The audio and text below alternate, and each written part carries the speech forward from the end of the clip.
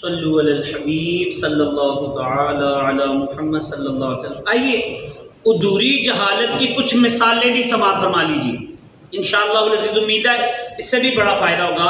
مثال کے طور پر اللہ پاک نے ارشاد فرمایا وَلَا يَقْبَلُ مِنْهَا شَفَاعَةٌ، فرمایا نہ کوئی سفارش مانی جائے گی۔ پارہ نمبر 1 سورہ بقرہ کی آیت نمبر 48 پڑھی گئی۔ اب یہ ایک آیت پڑھ لی، نظریہ بنا لیا کہ قیامت کے دن کسی کی شفاعت نہیں ہونی۔ دوسری آیت نمبر کا پڑھیں، اللہ پاک فرماتا ہے من ذا الذی یشفع عنده الا باذنہ، پارہ نمبر 3 سورہ بقرہ کی آیت نمبر 255۔ کون ہے جو اس کے ہاں اس کی اجازت کے بغیر سفارش کرے؟ یہاں سے معلوم ہوا کہ جس کو اللہ پاک اذن یعنی اجازت عطا فرمائے گا وہ شفاعت کرے گا، تو لہذا شفاعت کا عقیدہ ثابت ہو گیا۔ اسی طرح اللہ پاک ارشاد فرماتا ہے قل انما انا بشر مثلکم، تم فرماؤ میں ظاہراً تمہاری طرح ایک بشر ہوں۔ یہ آیت کریمہ پڑھی، ذہن بنا لیا کہ نبی پاک صلی اللہ علیہ وسلم معاذ اللہ ہمارے جیسے بشر ہیں۔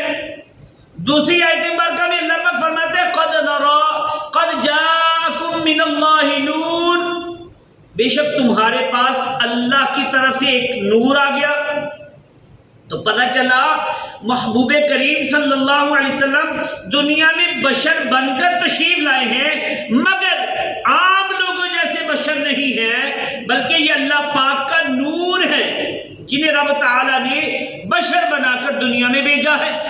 اسی طرح قرآن کریم میں ارشاد ہوا لا املک لنفسی نفعا ولا ضرا، پارہ نمبر 100 سورۃ اعراف کی 188 نمبر آیت مبارکہ میں، کہ میں اپنی جان کے نفع نقصان کا خود مالک نہیں۔ یہ آیت کریمہ پڑھی اور ذہن بنا لیا کہ نبی کو تو کوئی اختیار ہی نہیں ہے، نبی تو کوئی اختیار ہی نہیں رکھتے، یہ تو خود اپنے نفع نقصان کے مالک نہیں ہیں۔ باقی جو 20 آیتیں مبارکہ وہ چھوڑ دی۔ اللہ پاک فرماتا ہے اُولی الایدی والابصار، پارہ نمبر 23 سورۃ صاد کی آیت نمبر 45 میں، جو قوت والے ہیں، سمجھ رکھنے والے ہیں، یعنی انبیاء کرام علیہ السلام اختیارات بھی رکھتے ہیں، طاقت بھی رکھتے ہیں اور سمجھ بھی ایسی رکھتے ہیں کہ دنیا میں کوئی ایسی سمجھ نہیں رکھ سکتا، اور نگاہیں بھی رکھتے ہیں۔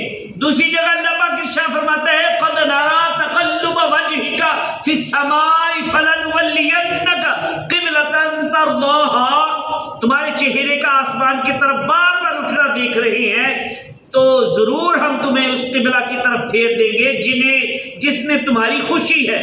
پارہ نمبر 2 سورہ بقرہ آیت نمبر 144۔ کہاں تو یہ سوچ کے نبی کچھ نہیں کر سکتے، کہاں یہ سوچ کے نبی کے پاس کوئی اختیار ہی نہیں ہے، کوئی کچھ اختیار ہی نہیں رکھتے، اور کہاں یہ مقام کہ نبی پاک صلی اللہ علیہ وسلم نگاہ اٹھائیں تو اللہ پاک قبلہ تبدیل فرما دیتا ہے۔ اسی طرح اللہ پاک فرماتا ہے وَعِندَهُ مَفَاتِحُ الْغَيْبِ لَا يَعْلَمُهَا إِلَّا هُوَ، اور غیب کی کنجیاں اسی کے پاس ہیں، ان کو صرف وہی جانتا ہے۔ آیت کریمہ کا یہ حصہ پڑھنے سے ذہن بنا لیا کہ نبی پاک صلی اللہ علیہ وسلم کو معاذ اللہ علم غیب نہیں ہے، حالانکہ اسی آیت مبارکہ کے آخری حصے کو پڑھے تو شان حبیب خدا صلی اللہ علیہ وسلم واضح، بالکل واضح ہے۔ ولا حبۃ فی ظلمات الارض ولا رطب ولا یابس الا فی کتاب مبین، پارہ نمبر 7 سورۃ انعام کی آیت نمبر 59۔ اور نہ ہی زمین کی تاریکیوں میں کوئی دانہ ہے مگر وہ ان سب کو جانتا ہے، اور کوئی تر چیز نہیں اور نہ خشک چیز مگر وہ ایک روشن کتاب میں ہے۔